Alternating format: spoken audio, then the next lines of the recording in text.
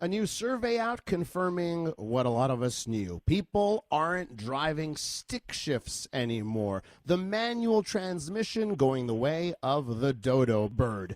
NBC News radio national correspondent Rory O'Neill is on the line to take a look at how we have moved to our automatic cars. Rory, welcome back.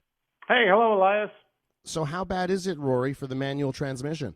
Yeah, let's just put this in perspective. So back in 1980, about a third of the cars, more than a third of cars made in North America had manual transmissions.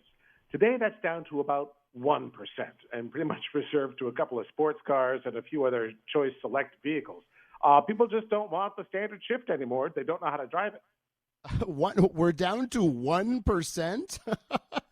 Right? I mean, it used to be a test of your manlyhood that you could drive a stick shift and things like that. But, yeah, they're going away. It's funny. I have twin nieces who are 17. Their mom wants them to learn to drive a stick shift. She knows. But we don't have a car for them to learn on. Oh, wow. So And that's Rory, the funny thing.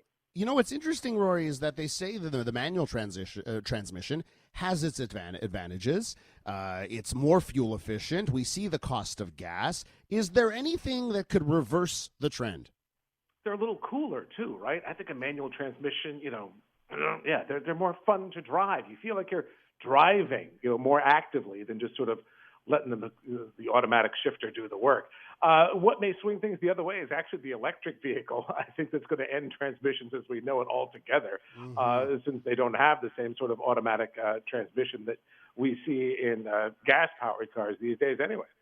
And you were mentioning, Rory, it's always been a sign of like manliness. It's a great shame that I don't know how to drive a stick shift. I've always driven automatics, and let me tell you, when you go to Europe on a trip and you have to rent the automatic, it costs you way more money, and it's even a bigger shame when you head to Europe and you don't know how to drive this stick shift. Well, when I go and I drive my rented stick shift car in Ireland, I do quite a bit of damage to the transmission, I think, because you're sitting on the wrong side of the road, the wrong side of the car, then you're shifting with your left hand, which is very confusing.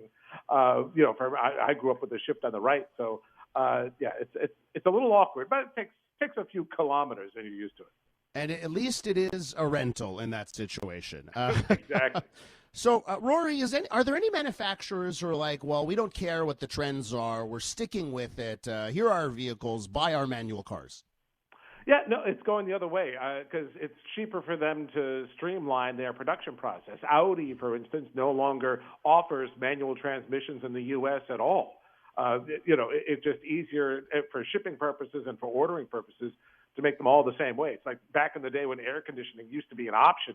Now they essentially just put it in almost every car because it's easier to manage inventories. And Rory, I've heard that there's another advantage of the stick shift, and that it's people won't steal them because they don't know how to drive them. Right. Car thieves don't know how to drive a stick either. Like you. See, now you just gave away your age, by the way. I'm also guessing that 18% that know how to, we're all over 50. We're the ones that know how to. It's like writing in cursive as well. Well, we're going to survive the apocalypse with cursive writing and a manual transmission. Rory, anything else come out of this survey of note, or was it specific on the transmissions? Yeah, no, it's been slower to transition in trucks. Pickup trucks, though, have finally, for the most part, all gone over to automatic, and those automatic transmissions are getting more and more complicated. And as you said, granted, thieves can't steal them, but it's a bit tougher to unload that manual transmission car. They have a pretty bad resale value because the used cars dealers don't want them either. Since there's so little demand for them. Oh, my goodness, Rory. In this car market where used cars are going through the roof, their pricing, we have found a vehicle that's affordable. You just need to learn how to drive it.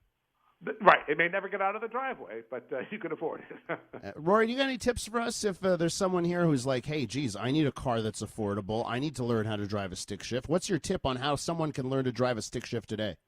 Yeah, I say find friends are about the best way to get it done now, especially friends with an older model. I think when I took my driver's test, I was on a 9-year-old Volkswagen Rabbit diesel at that with my that was standard. And, you just have to find a friend that still has the stick shift and is willing to, give up a couple of gears here and there because you're going to do a little bit of damage. It's tricky to figure out how to use the clutch if you haven't done that, and it takes practice. And even when you shift cars and you go to rent that new car, even if you know how to drive a stick shift, it takes a little while to adjust to any new clutch.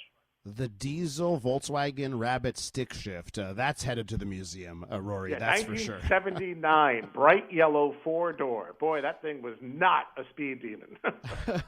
All right, Rory. Thanks for jumping on the line here with us this morning. I appreciate it. Thanks, Elias. NBC News Radio national correspondent Rory O'Neill. Let me know if you are still driving a stick shift.